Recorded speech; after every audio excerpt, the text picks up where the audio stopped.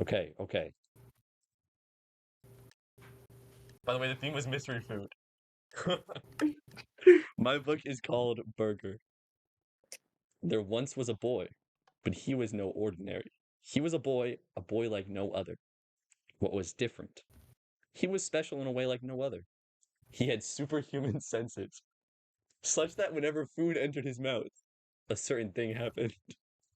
But it all goes back to that one cursed day. Perchance, this boy's name is Slavius Sloth.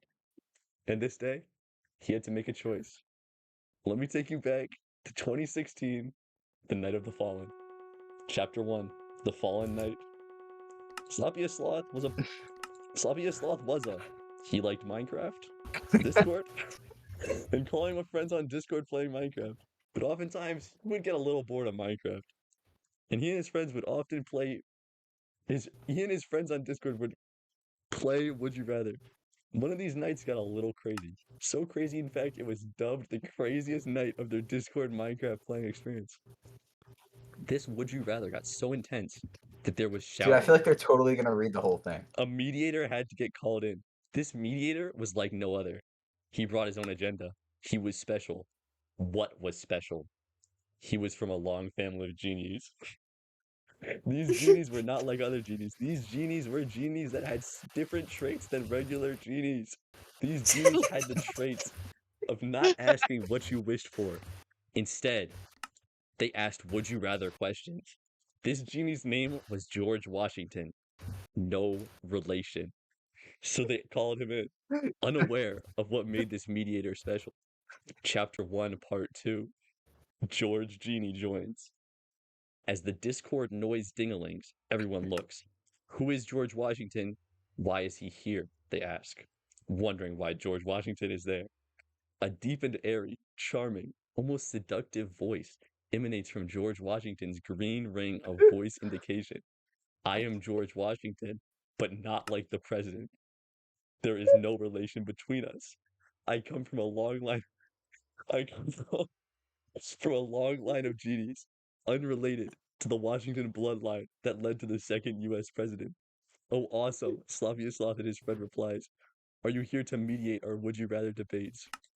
Yes, I am here to mediate those debates of yours, but maybe I bring my own little spin, my own little twist to your game. Let me do my thang-a-lang and you guys will enjoy. You guys don't let that clock strike 5 or bad things might happen. Okay, sounds overall pretty chill, replied Slaviaslav and his friends. Normal Would You Rather ensued. Chapter 1, Part 3, Normal Would You Rather ensues until. As Normal Would You Rather ensued, they asked him many questions like burgers or nachos. Slavia Sloth picked burgers. Slavia Sloth made a big deal about picking burgers, and most questions that he asked from that point onward were about burgers. Mayo or ketchup on your burgers, bellows Slavia Sloth. Deep voice, very deep voice. Mayo, sir. Mayo, sir. Mayo, sir, the call replies. Enraged. Sloppy Sloth says, no way you guys like mayonnaise on your burgers. That's so disgusting and gross. You guys are weird and I don't like you. The call goes dead silent. Even the mediator is stunned. Eventually, George Washington pipes up, his little seductive, airy voice, not even coming close to the levels of seductivity, deepness, and overall attractiveness of Slavia Sloth's voice. You spelled Hey man, mayonnaise wrong in so many different He ways. did that on purpose. It was on I hey know, man, I purpose. know. hey It's so man, it's just funny. mayonnaise. No biggie, says George Washington. Nah, you right, fam. You're right. Let's all just chill. I'm pretty nonchalant, guys. So IDK why I got so heated about this. I'll stop asking questions about burgers from now on. I've asked a lot. Well, not as many as I would have liked, but a lot for people of your caliber. You know what? Why isn't someone else asking a question? George, mediator of the Washington, would you like to ask a question? Chapter 1, Part 3, Part 2. Would you rather takes a turn. Okay, but guys, remember, I'm like a genie, so when I ask these questions, real stuff happens, guys. Like, really happens. I haven't been asking questions before this because I'm just the mediator. But Slavia Slaw's chillness has given me the courage to try out my powers. Just remember, if the clock strikes 4:45, bad stuff might happen, guys. Alright, man. We don't need your whole life story, just ask the questions, man. Slavia Slaw said. Sir is yapping, replies another. King of Yappington City, says another friend. You guys seriously need to be quiet so this guy can ask his questions. Slaviaslav said, okay, okay, okay, all right. Yeah, man, we'll be quiet. Yeah, no issues here. Chapter 1, Part 3, Part 3. It begins. Normal questions ensue. I joined at Initially, such a weird time. It's like no funny. Initially, George Washington is pressured by Slav into asking a couple burger questions. Everyone replies they like mayonnaise on their burgers, and when they truly receive them burgers with mayonnaise on them, they hate them. They were so wrong. We were wrong about mayonnaise. Sorry, mayonnaise sucks. Sorry. Slav was right. Mayonnaise sucks so much. Get this away from me. No more burgers. No more burger questions. Please, no more burgers. George Washington agrees to stop asking burger questions, but he isn't happy about it, and the clock nears 4:30 o'clock. George Washington asks if you guys could go back in time and rename me at birth to a president of your choosing. Would it be Grover Cleveland or George Washington? Okay, guys, we need to think about this. Did we already do this, and that's why he is named George Washington? Or do we really have the choice right now where we pick if he was always named George Washington because of us, or if we truly determine his name? Sloth thinks for a moment before saying, guys, I really think this is a question of free will. If we pick George Washington, all of our choices were truly predetermined by this would you rather game, meaning nothing we have ever done in our lives has ever truly been us. We aren't even real. On the contrary, picking Grover Cleveland would prove certain time travel theories correct, such as the split branch theory.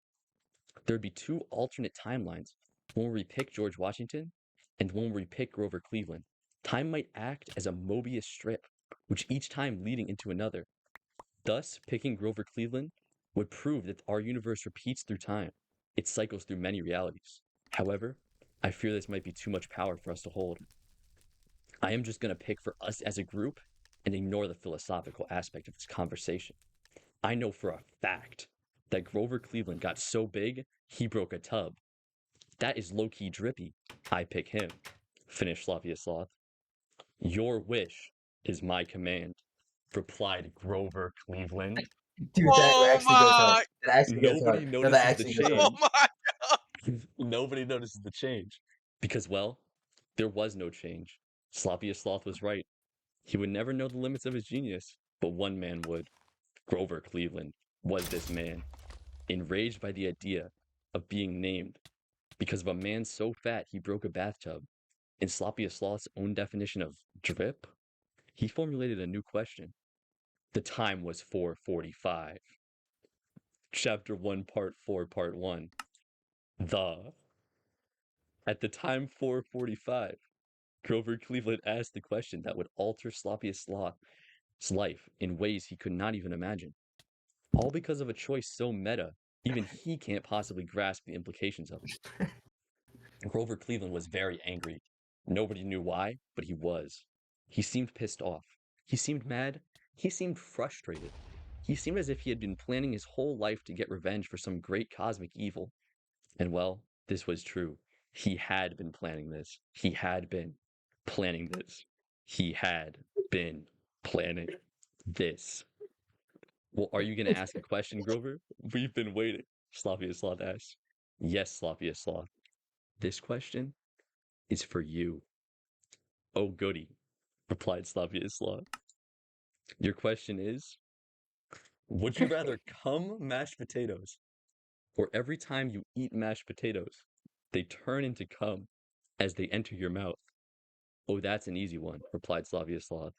Nani? What? K? Replied Grover Cleveland. Well, I don't really like mashed potatoes, replied Sloth. I am picking to when I eat mashed potatoes, they turn to cum. As you wish. Come the fish, replied Grover Cleveland, saddened. But there was something cosmic afoot. A karmic balance in the universe was off. Sloth needed to suffer. Chapter 2. The War. The He year is jumped to it. I 19... thought there was a reason. No, the karmic balance was afoot. The karmic balance was Okay, off. keep going. Shut up. The year is 1941. Sloth wakes up. He must fight in the World War II against the Germans. Confused, he can't remember exactly why it's 1941. Wake up, Sergeant, says Colonel Sanders. No relation. We are storming D-Day, the Normandy beach. I know you guys are hungry. It had been 5 days since Slaviaslav and his squadron had eaten. It was tough work fighting the evil Germans, and they were hungry. As Slaviaslav sat down at the table, he looked at his meal. Mashed potatoes. Oh my god, dude. No, low key, that's like insane. That is an insane Indeed. story. Like low key, there's like so many layers. Like that's not even like a bad story. Like to be bad on purpose. Like that's a good story. Yeah, Can you it wait is. here? Wait, post it. Wait, hold on. Can you see if that's a big enough What's file the that you money can spread? send, It's so big, there's no way I can send it. dude?